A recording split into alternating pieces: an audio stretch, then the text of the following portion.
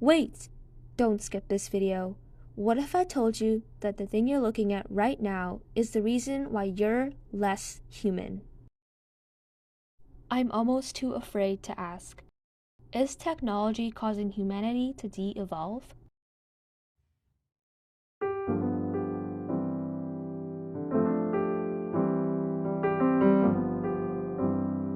I'm sure we all know that we originated from primates.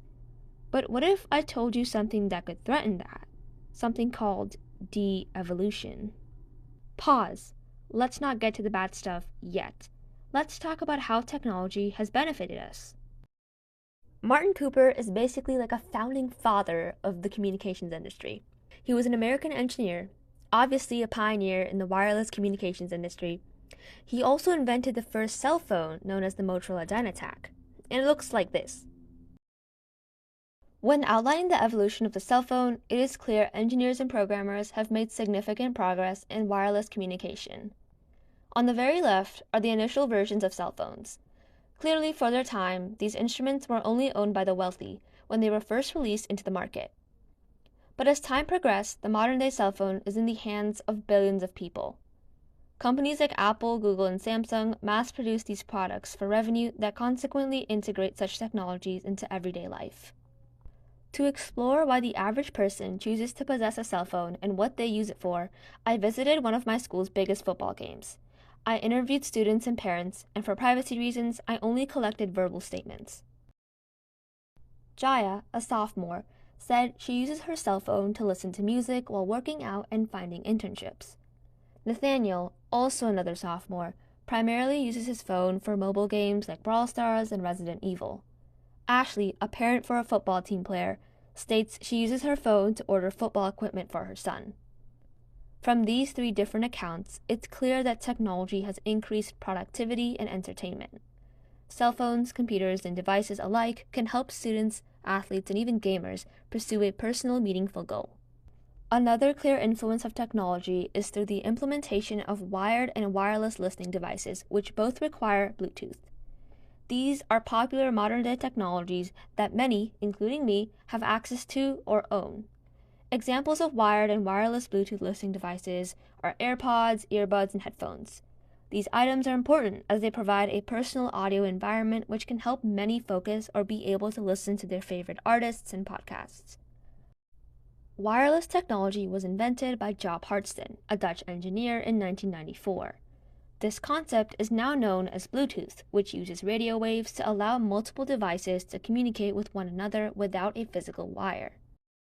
However, as popular and important wireless technology has become, I still see some downsides. Back in freshman year, my math teacher, let's call her Miss Apple for privacy reasons, never allowed her students to listen to music or scroll on their phones during her class, even during free time. Essentially, Miss Apple's argument is, instead of mindlessly scrolling on our phones and quietly listening to music, she wanted us to talk and socialize amongst each other. Many of her students were immediately annoyed at this inconvenience, even I was, but I soon realized the inherent truth in her beliefs. I noticed in my freshman Spanish class that the classroom felt abandoned during free time. Many of the students spend a majority of their time scrolling through their phones or school-issued computers. But in Miss Apple's class, it was amazing being able to talk to my friends without using a cell phone. The largest reason humanity has propelled and undergone immense positive change is because creative minds came together and constantly exchanged new ideas. Famous inventors and scientists have invented and discovered ingenious ideas and topics. However, it wasn't only the names mentioned in textbooks that worked tirelessly. Many other great minds, just as dedicated as them, collectively shared ideas and research to eventually discover or invent something new and life-changing. For example, Nikola Tesla was an introverted individual who actually befriended and worked with scientists like George Westinghouse, an American engineer, and W.C. Röntgen, the Nobel Prize winner of 1901 for detecting X-rays. Tesla collaborated with many to invent the Tesla coil and the alternating current electrical system. These technological inventions have completely transformed the modern world by making long-distance communication possible. Another great example is Charles Darwin, a notable explorer and biologist. Darwin's greatest contribution is the theory of natural selection. However, Alfred Russel Wallace, another biologist, developed a similar concept around the same time.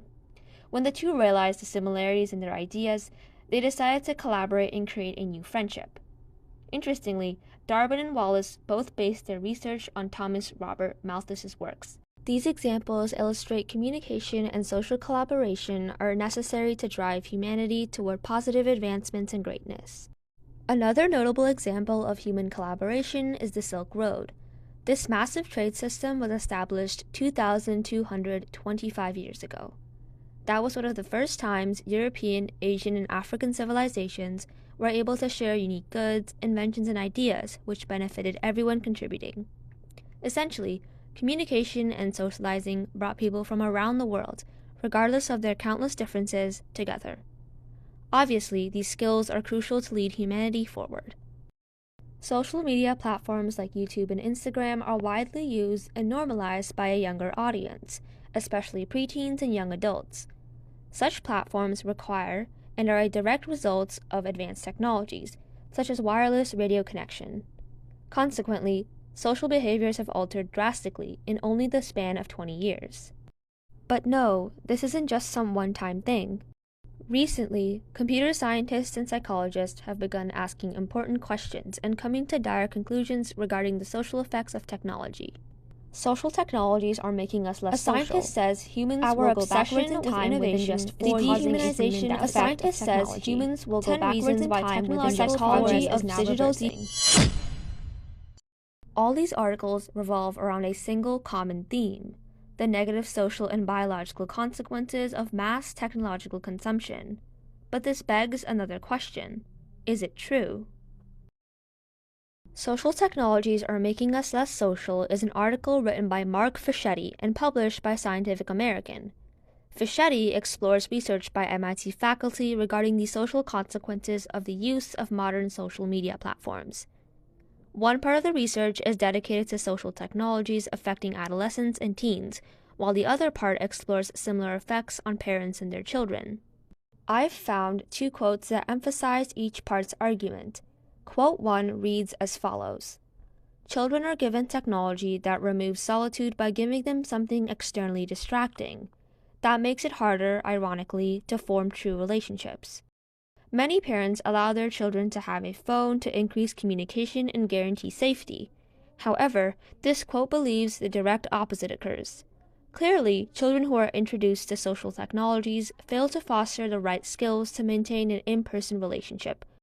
Moving forward, quote 2 reads as follows: "When I go to the city park, I see kids go to the top of the jungle gym and call out, 'Mommy, Mommy,' but they're being ignored."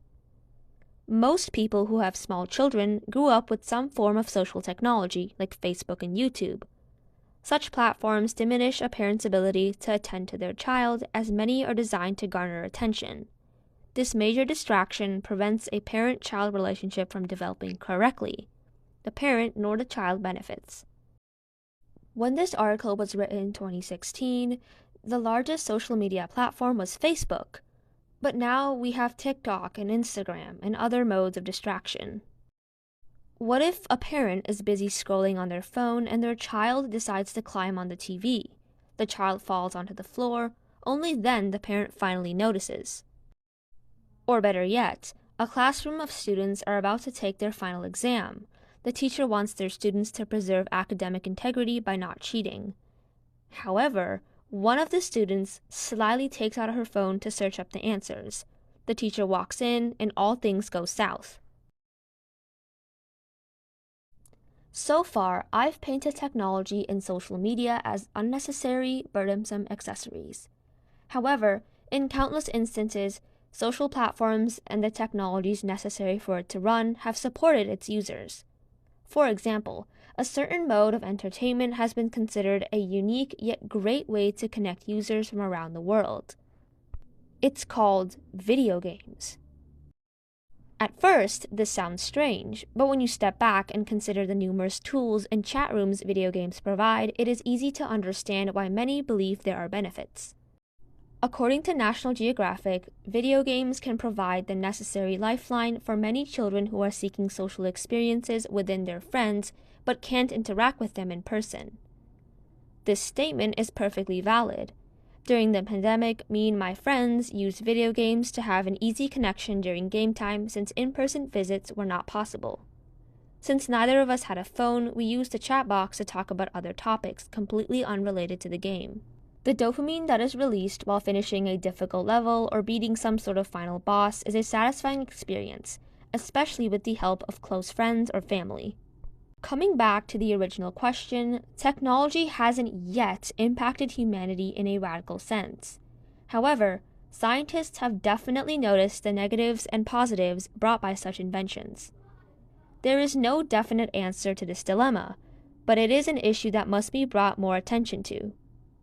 My final remarks are, if you meet someone, try to build a relationship in person, not through a cell phone.